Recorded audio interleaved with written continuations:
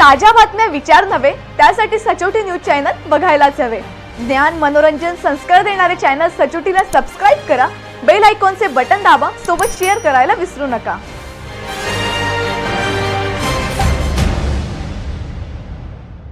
Police खाक्या दाखविताच advocate Kiran Patil यांनी Shalarth ID घोटाळ्यातील महत्त्वाची माहिती पोलिसांना दिली आहे।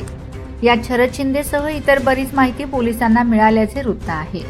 शालार्थ आयडी घोटाळ्यात नव्याने दाखल झालेल्या गुन्ह्यात संस्था चालक, मुख्याध्यापक, दलाल, शिक्षक यांची माहिती गोळा होत आहे।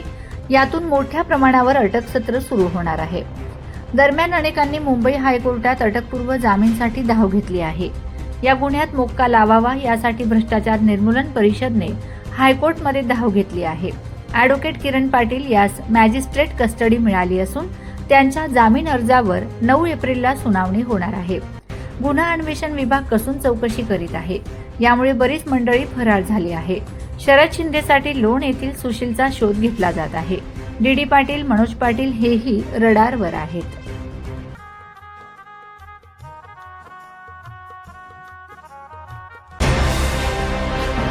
ताज्या बातम्या विचार नव्हे त्यासाठी सचोटी न्यूज चॅनल बघायलाच हवे।